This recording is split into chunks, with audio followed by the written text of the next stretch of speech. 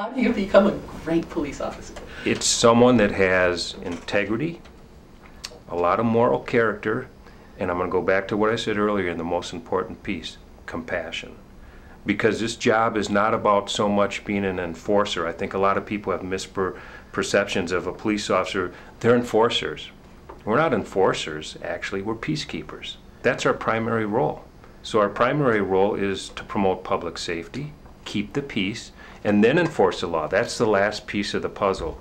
So when you have the opportunity to give to others, because it truly is, there's a lot of cliches, because you'll ask someone who wants to become a police officer, why do you want to become a police officer? Well, I want to give back to the community. Well, it's really not a cliche. You have to have that piece. So it's really important, and I think that that gets you through the tough times as well. And I talked about being that eternal optimist as well. I think a lot of police officers are optimists, and that's not easy with some of the negative things that you see on a day-to-day basis. But there are so many more good people out in the world, and so many good people that we're exposed to, more so than people that are in crisis or that have made bad decisions. It really balances out. I think it starts with who we hire and our training process. Okay. I've had the opportunity, as I've mentioned earlier, to travel to many different places in the country and work with different agencies. And what really sets our department apart is how we train our officers. We train our officers, again, to really be part of this community of neighborhoods. Remember, I talked about St. Paul being a city of neighborhoods. And so we have officers that actively work with our community members. We have officers that demonstrate compassion towards others. Pretend that you are selected the St. Paul Police Chief. Describe for me your accomplishments that are going to be listed at the end of your term. Boy, that's a good question. I think the number one thing is that Thomas Smith helped to keep and to strengthen the strong bonds in the communities of St. Paul, along with the St. Paul Police Department, because working hand in hand together is really important. Number two, that he continued to push the department forward to go from good to great, to continue to improve. We can never rest on our morals in this job. And sometimes you have to give little nudges, and sometimes you just have to look at a different way and a better way of doing things. And I think that's what at the end of the day, that's what our residents want. They want to know that they're safe when they go to sleep at night. They want to know that they can walk on the city streets and not have to worry about bad things happening. And for the most part, I mean, we are truly one of the safest small cities in the country. And I want people to know that I gave 110%. Because to be the chief of police, you have to give 110% and more. It's not a 9-to-5 job. You basically work 7 days a week, and you have to be available to others. And I think because of the many relationships I already have with so many people in this city, it'll be a much easier transition if I was to be selected for this position. So do you have a philosophy of handling mistakes, change, and growth, both in yourself, in others, and in the department? When mistakes are made, I really believe minor mistakes, they're a great learning experience. I want to emphasize that police officers are human, so we do make mistakes.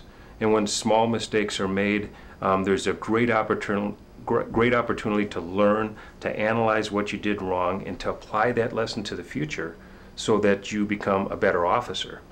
Obviously, when very serious or grievous mistakes are made, I'm someone who is very quick.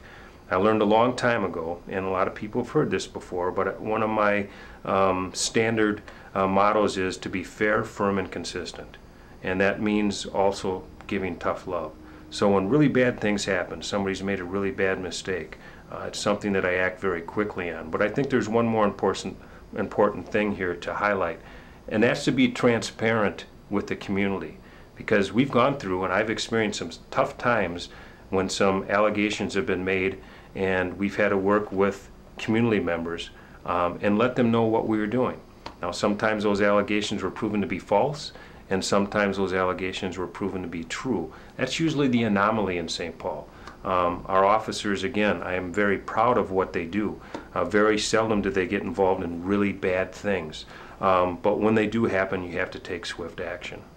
As far as growth for myself, I believe in being a lifelong learner. This job affords you the opportunity to do that because every day is something different. Every day you can meet with a different group of people. Every day you can make a difference in the lives of others. So it's a great opportunity. It's why I love this career. You know, most professionals change, what do they say, their career paths 3 to 7 times or 3 to 5 times in their lifetime. Most St. Paul police officers stay for life. I think that the media is a positive tool to get out messages to others. Whether good messages about all the great things we're doing and also talk about difficult times. Otherwise, people make up the answers themselves. So if you don't have a chief that's accessible, chief of police in major departments, the most successful chiefs are chiefs that engage the media. It's something actually that any good leader should do. If you operate in a silo, you're probably going to have some problems, and again, people are going to make things up that you'll never have an answer for. Law enforcement community is known for its internal loyalty, the Blue Code of Honor. How does one balance that loyalty with leadership and accountability? Well, it's called the thin blue line, and it can be a good thing, and it can be a thing that a leader has to address. In our profession, the thin blue line can mean camaraderie, it can mean history, cultural, and tradition. But when it goes the opposite way, when members of our law enforcement community or officers get involved in situations where things that should come forward do not, that's what we call the thin blue line. It takes a leader to give expectations to officers from the beginning to stop those things from happening. That doesn't happen very often in St. Paul. You don't hear of many situations where things are swept underneath the rug. It doesn't happen. It doesn't happen because we have strong leadership and because we educate our officers in what to expect. One of the things I didn't say earlier is no matter what position I've held with the St. Paul Police Department, officer, sergeant, lieutenant, commander, senior commander, assistant chief, I tell people 3 things, and I think they're really important, and it has to deal with your question about the thin blue line. Number 1, we operate in an environment of respect. You have to respect amongst each other so you don't have problems with the thin blue line, and respect to those we serve. Number 2 is accountability, and accountability to self and to others. That's another stopgap. It's something that I've always told the officers that work with me or work for me. And the third one you might think is a little crazy, but I think it's really important. You have to have a little fun, because I really judge how officers are doing by, I kind of manage by wandering around, and if I don't see officers smiling, I know something's wrong. If I never hear any laughter, I know something's wrong. It seems to me that as you step up into this position, you're going to be the major target for this kind of law enforcement politics, for lack of a better word. Have you been thinking about how to handle it and how to deal with that? Yes, and even as the assistant chief, you know, I have to deal with it with on just a smaller level, but that goes back to your leadership skills. Politics are part of this job. Politics go hand in hand with being the chief. A strong leader, again, it goes back to having very strong ethical values, and there are times when a chief has to reply and take the high ground, and there are times when there are political things that are involved that the chief may not have as strong of an opinion on a certain topic. That's where your leadership skills, you have to hone them in again, and you have to, I truly believe, take the high road. When somebody's attacking you, if there's any kind of meat to the allegation, obviously you respond. That's a leader's responsibility. But when it's cannon fodder, when it's just trying to get a reaction from you, that's a training that you go through as you go, or your career advances in the law enforcement organization. So you have to know when to step back as well.